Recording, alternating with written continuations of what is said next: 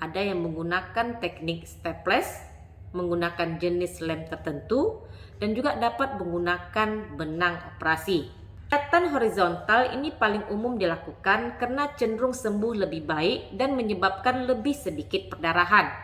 Sementara kalau insisi secara vertikal mungkin memiliki resiko luka terbuka lebih tinggi.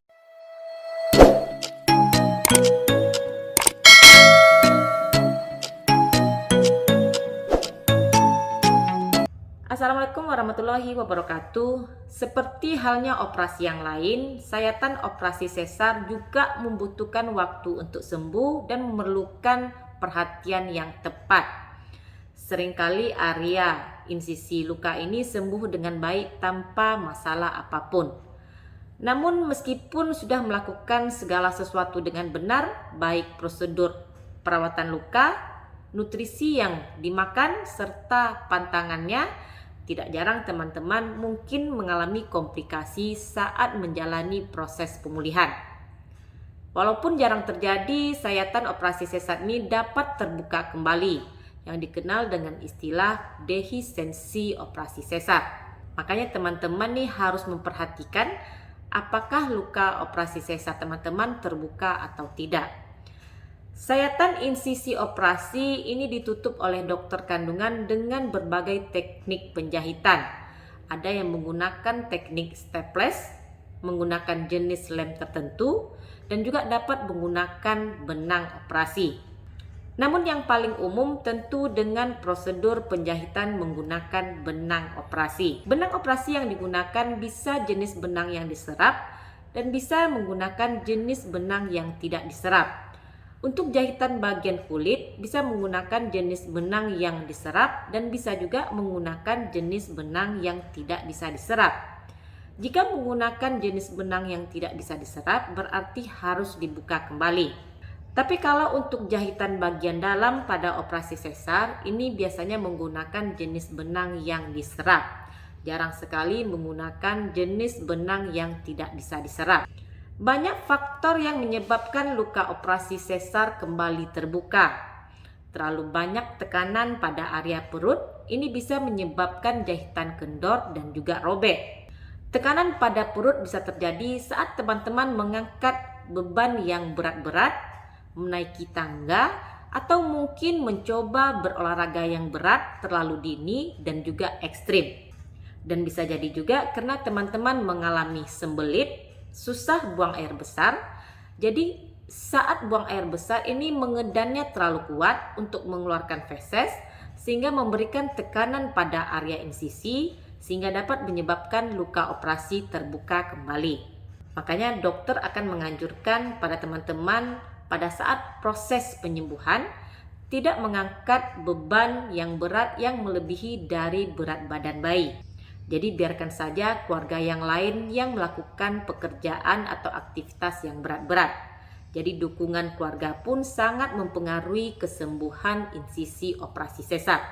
Bisa juga kena faktor genetik, penyembuhan luka tidak berlangsung baik, mungkin mengalami penyakit diabetes atau mungkin mengalami kelebihan berat badan.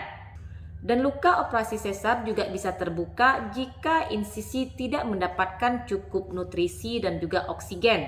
Maka sel-sel kulit akan mati dan menyebabkan terjadinya nekrosis sehingga sel-sel yang mati tersebut tidak dapat sembuh dan bersatu untuk penyembuhan luka sehingga dapat menyebabkan terbukanya sayatan operasi sesar. Kemudian karena adanya infeksi.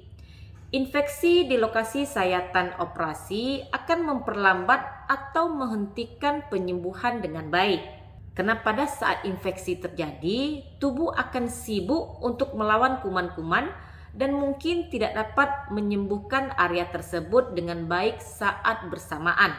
Kemudian karena ada faktor resiko yang menyebabkan terbukanya sayatan operasi yang berhubungan dengan model insisi sayatan. Sayatan operasi sesar ini ada yang namanya sayatan vertikal dan ada yang namanya sayatan horizontal. Kalau sayatan vertikal, sayatannya ini dari bawah pusat hingga garis rambut kemaluan. Sementara kalau sayatan horizontal, insisinya ini segaris dengan celana dalam. Sayatan horizontal ini paling umum dilakukan karena cenderung sembuh lebih baik dan menyebabkan lebih sedikit perdarahan. Sementara kalau insisi secara vertikal mungkin memiliki resiko luka terbuka lebih tinggi dan memiliki resiko sembuh lebih lama. Namun jika operasi pertama teman-teman adalah sayatan secara vertikal, maka untuk operasi sesar selanjutnya akan mengikuti insisi sebelumnya. Jadi tidak akan diganti ke sayatan insisi horizontal. Namun apapun jenis insisi yang dibuat dokter kandungan, itu merupakan pilihan insisi terbaik dengan berbagai pertimbangan. Jika insisi luka yang terbuka disebabkan oleh infeksi, teman-teman akan melihat tanda-tanda infeksi seperti kemerahan, bengkak, keluar nanah, bahkan bisa mengalami demam.